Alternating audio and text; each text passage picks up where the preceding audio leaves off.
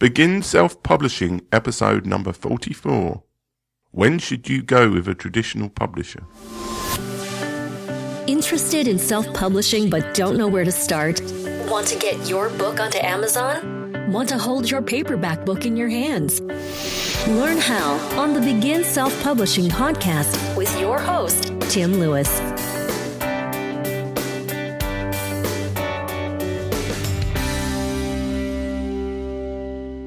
You often hear the question, when should you self-publish?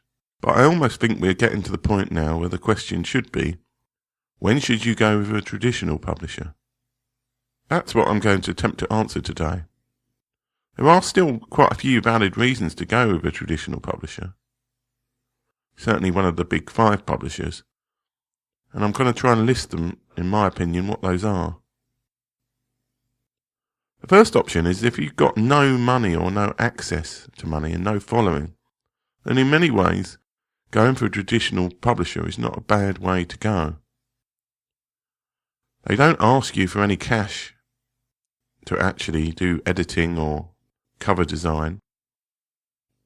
So you're basically sacrificing future profits in terms of the ability to have somebody else pay for everything for you. This is still, I know, very attractive to a lot of people, and I don't blame them for wanting to go to a traditional publisher for this reason. However, for most people, I'd suggest a better course of action is to start with a very short ebook of some variety. Try and create that in a fairly professional way. Maybe using some extensive self-editing or editing with peer groups. And just getting a way of starting in the self-publishing game without having to spend lots of money on cover designs and editing and other things. The second reason people might want to use a traditional publisher is they're desperate to get their book into bookstores. This is where traditional publishers excel, especially for the big 5 companies. They have teams of people who can go around to the book chains and the distribution organisations and have the clout to actually get their books into bookstores. While this is not totally unavailable to indie authors, if your main aim is to get your book at the front of a bookstore, you've got a way better chance of doing this if you go with a traditional publisher, especially one of the bigger companies. But as I've discussed before, the money really isn't in traditional books for your bookstores. The money is going through online sales, especially of ebooks. So again, it's not so much a commercial decision, it's more of a decision in terms of exposure to go with a traditional publisher for that reason. Third reason is related to the issue of social proof. What I mean by this is that people are impressed if you're published by Penguin or HarperCollins. I'm not sure this is such a case with some small press. So again, there's a reason for going for a bigger publishing company, but maybe not a small press. However, for some specialist areas, you might be better going with a small press if they're the big cheese in that particular area. The fourth reason is if you don't want to do any marketing at all.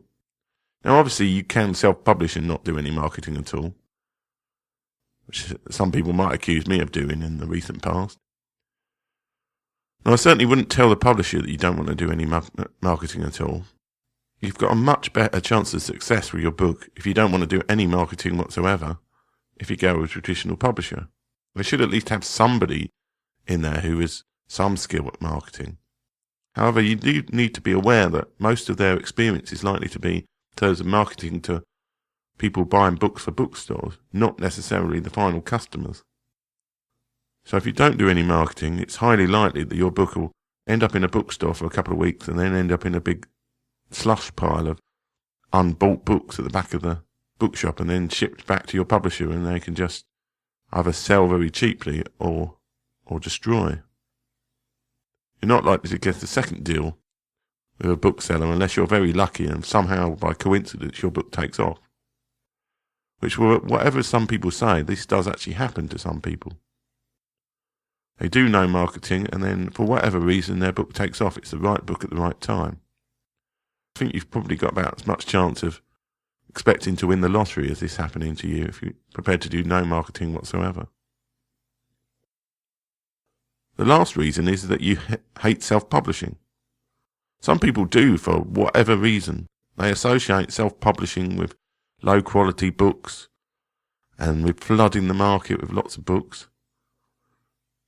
And while I disagree with them on these points, I can understand that if you really do hate the idea of self-publishing, that this nice walled garden where you will be chosen has now been disrupted, then, yeah, why not go traditional route? Obviously, you still need to be picked. And if you're not up to whatever they're looking for at that particular time, which may or may not have anything to do with quality, but rather what's going to sell, then each to their own is what I say. So sorry for another short episode. I was originally intending to go to the London Book Fair this week, but unfortunately I've had a very heavy head cold, and it slightly kiboshed that idea. However, I'm going to an exciting conference in the US. It didn't really have anything to do with books, but I'll talk to you guys next week. Thanks for listening. If you enjoyed today's show, please stop by iTunes and rate and leave a review. This helps make the show more visible. For free resources, show notes, and other helpful content, join the community at beginselfpublishing.com.